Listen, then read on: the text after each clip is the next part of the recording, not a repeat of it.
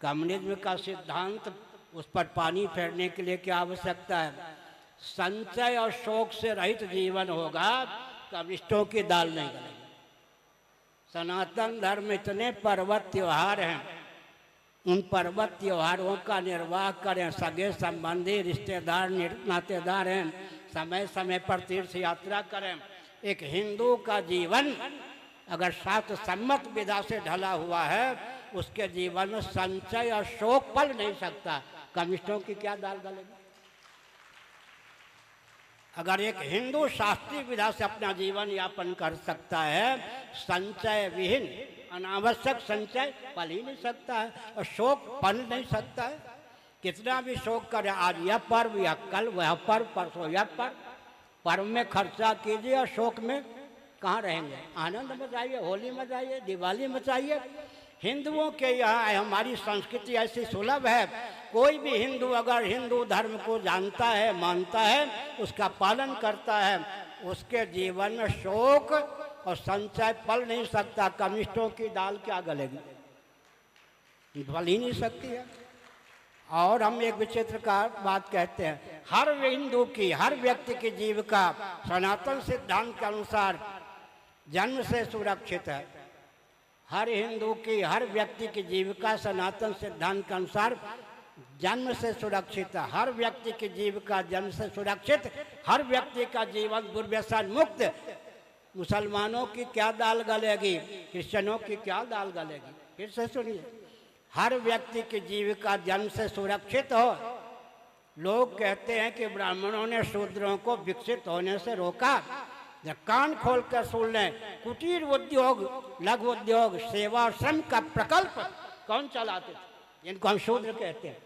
कुटीर उद्योग, लघु उद्योग, सेवा और श्रम का सारा प्रकल्प, वस्तु के उत्पादन का सारा प्रकल्प किनको दिया गया? ब्राह्मणों ने अपने हाथ में रखा, क्षत्रियों ने अपने हाथ में रखा? नहीं रखा। इसलिए जिनको हम कहते हैं शूद्र, आर्थिक दृष्टि से उनको कितना संपन्न बनाया गया। मैं इतिहास बोलता हूँ, आज भी पुरानी भाषा में बोलूं, डोम राजा का परिवार काशी में सन्निहित है।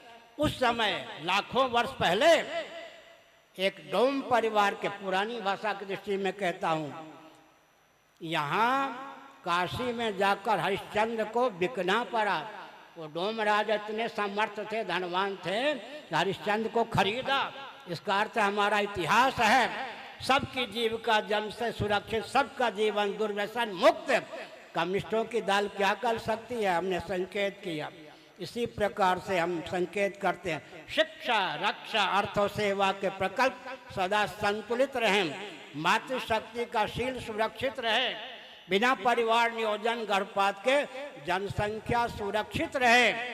इसकी क्या विधा हो सकती है? मैं फिर बोलता हूँ, America, Britain, Germany, Japan, France हमारी इस बात पर ध्यान केंद्रित करे।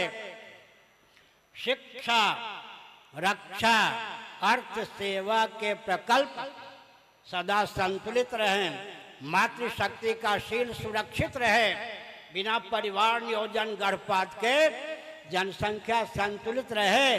कोई ऐसी विधा America, Britain, Germany, Japan, France के पास है क्या?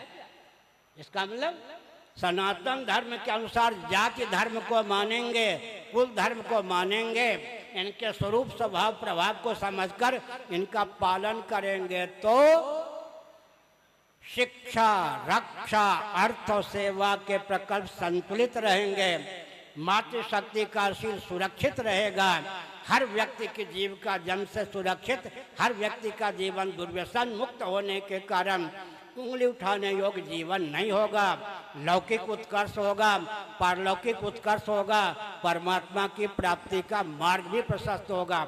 इसलिए शिक्षा, रक्षा, अर्थ और सेवा के प्रकल्प को संतुलित रखने की और कोई विधा है ही नहीं। नान्य पंथा विद्यते राया।